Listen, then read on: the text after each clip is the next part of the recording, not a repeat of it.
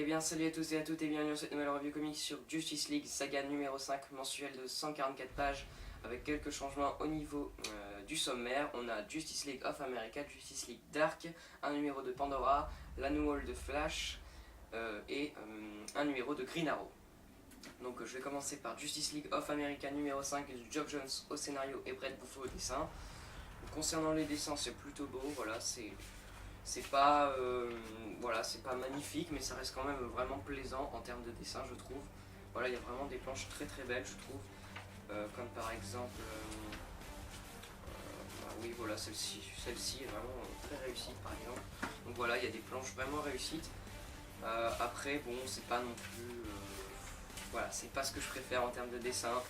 C'est vraiment un style graphique basique à mon sens, qui est beau, mais qui va pas non plus, voilà, qui va pas impressionner outre mesure. Donc voilà, au niveau des dessins, c'est plutôt beau.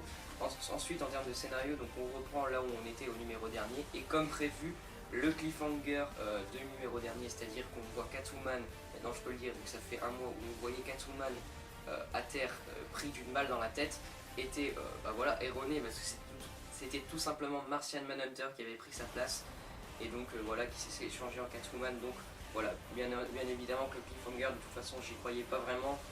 Mais donc voilà, là c'est sûr, donc Catwoman n'est pas morte. Hein. Et donc voilà, l'équipe va s'évader du repère de la société secrète des super vilains et vont tout simplement voilà, s'évader et récupérer quand même quelques informations pour avancer dans leur enquête en quelque sorte. Donc voilà, franchement un meilleur numéro que le mois dernier, j'ai vraiment beaucoup aimé ce Justice League of America numéro 5. Donc pour moi ça sera un bon 4 sur 5 parce que la série est vraiment bonne. Après voilà, c'est dommage que c'est pas David Finch au dessin parce que c'était quand même un petit plus parce que c'était vraiment beau. Après Brett Bouffo c'est beau mais bon voilà, c'est pas non plus hyper impressionnant. Donc voilà pour ce Justice League of America numéro 5. Ensuite, je vais passer à l'annual Flash, donc le deuxième annual de la série Flash. Donc scénario de Brian Buccellato et dessin de Sami Basri. Au niveau des dessins, c'est vraiment sublime, moi j'adore. Donc voilà, c'est un style un peu, comment dire, je trouverais pas le terme, mais voilà, c'est un style graphique qu'on n'a pas forcément l'habitude de voir, moi que je trouve vraiment très très sympa. Donc voilà, j'ai vraiment été satisfait de ces dessins. Voilà, certes, on n'a pas Francis Manapoul, mais les dessins sont quand même hyper beaux. Donc ça, c'est vraiment cool à ce niveau-là. Donc ensuite, en termes de scénario, donc ce numéro va raconter tout simplement une enquête avec Flash et Green Lantern. Ils vont mener une petite enquête sur une autre planète. Ça va ressasser tout simplement la première enquête avec, la première, on va dire, rencontre entre Flash et Green Lantern. Et vont tout simplement mener une petite enquête sur la disparition d'enfants. Et voilà, donc ça va nous relater voilà, le début d'amitié entre ces deux personnages. Donc voilà, moi franchement j'ai beaucoup aimé cet annual de Flash. Voilà, c'est bien écrit, c'est hyper intéressant, c'est vraiment sympa, c'est pas une histoire hyper... Enfin voilà, c'est pas... mais c'est franchement très très intéressant, j'ai beaucoup aimé, donc pour moi ça sera aussi un 4 sur 5 parce que j'ai vraiment aimé cet annual numéro 2 de Flash. Donc voilà, je suis vraiment satisfait de cette histoire entre Green Lantern et Flash. Et à noter qu'il y a aussi un petit backup, donc qui est pas... Enfin voilà, je vais pas parler de ça parce que voilà, c'est très court. Lui par contre le backup j'ai vraiment pas trop aimé, mais bon ça c'est pas très important.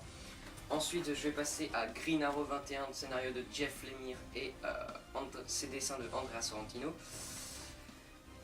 Et là, encore une fois, ce mois-ci, c'est tout simplement la meilleure série du magazine. Enfin, cette série, c'est vraiment... voilà, c'est parfait, quoi. C'est maîtrisé de A à Z, que ce soit les dessins, mais regardez-moi cette planche, elle est juste... c'est magnifique. Voilà, dans les dessins tout est maîtrisé, que ce soit la colo, les dessins, le découpage, l'ancrage, tout est sublime. Regardez-moi ça, par exemple, c'est juste magnifique. Donc là-dessus, voilà, il y a une vraie identité à la série en termes de dessin et ça c'est vraiment très intéressant. Voilà, on n'a pas l'habitude de voir ce genre de dessin, donc tout de suite, voilà, franchement, ça donne une vraie identité à la série en termes de dessin. Donc ça c'est vraiment très fort. Enfin voilà, je vous montre une autre planche qui est juste sublime, voilà. Et regardez-moi ça, enfin franchement, c'est sublime, c'est magnifique. J'ai que ça à dire. En termes de dessin, c'est magnifique. Et ensuite, en termes de scénario et d'écriture, alors là, c'est pareil, c'est une vraie tuerie. Donc voilà, Jeff Lemire continue sur son histoire. On en apprend un peu plus sur le père de Green Arrow, sans trop en rentrer dans les détails pour éviter de spoiler.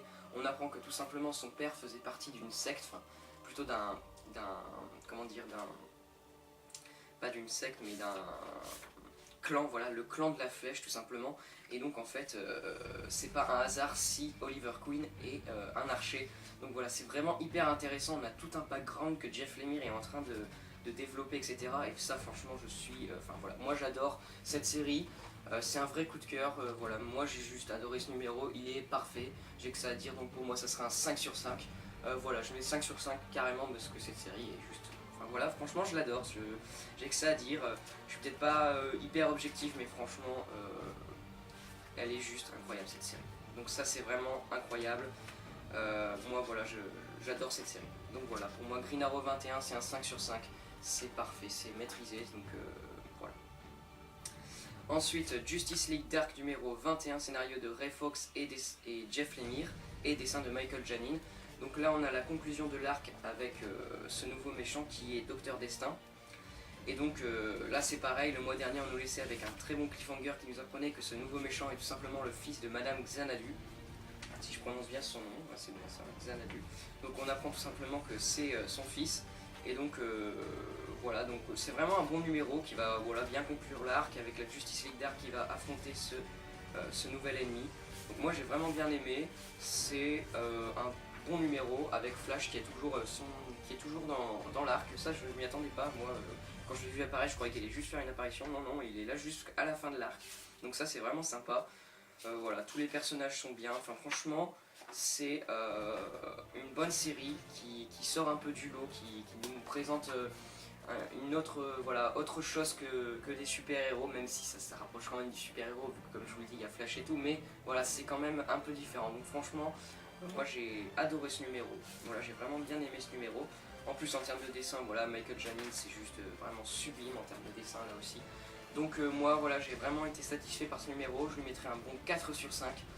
Parce que franchement c'était vraiment très très bon en termes de numéros, donc voilà, moi j'ai vraiment bien aimé.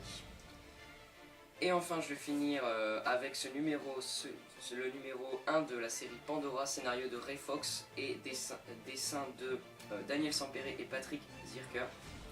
Donc en termes de dessin c'est plutôt sympa je trouve, la première partie est vraiment belle et donc voilà, là-dessus c'est plutôt beau. Après la deuxième partie elle aussi réussie de toute façon, donc voilà, en termes de dessin c'est beau mais sans plus, donc là-dessus voilà. Et ensuite en termes de scénario et d'histoire, donc en fait c'est le prélude à Trinity War. Ça nous apprend, en fait ça va plus nous raconter les origines en quelque sorte de Pandora. Et voilà, qui est ce personnage, qu'est-ce qu'elle veut, etc. Et j'ai vraiment bien aimé ça. Après, je m'attendais vraiment davantage à un prologue parce que c'était annoncé comme ça dans le planning, etc. C'était vraiment annoncé comme un prologue à Trinity War. Bon, c'est plus voilà, vraiment des origines sur Pandora. Après, moi j'ai quand même bien aimé. C'est bien écrit, c'est plutôt beau, donc voilà. En plus, ça se recoupe avec ce qu'on avait déjà lu par exemple dans le Free Comic Book Day, si je me trompe pas, où on voyait Pandora qui était, on va dire, banni, etc. par ces espèces de membres de je sais pas quoi, enfin je n'arriverai pas à trouver les termes parce que voilà, mais enfin bref, donc voilà, ça se recoupe avec plusieurs choses, c'est plutôt intéressant. Après voilà, c'est pas foufou, c'est pas incroyable, mais ça reste plutôt sympa. Donc voilà, et puis ça fait augmenter l'attente en ce qui concerne Trinity War. Donc pour moi, ce numéro 1 de Pandora, ça sera un 3,5 sur 5. C'est plutôt sympa, mais sans plus. Je préfère préciser, ce n'est pas une nouvelle série qui intègre le magazine, je préfère préciser au cas où, elle est juste là pour servir de prologue à Trinity War, c'est-à-dire que le mois prochain, vous n'aurez pas Pandora 2. Donc je préfère le dire, on sait jamais. Mais voilà, là-dessus, plutôt sympa. Donc voilà, j'en ai fini pour cette review sur Justice League Saga numéro 5. Donc encore une fois, un mag vraiment très très bon.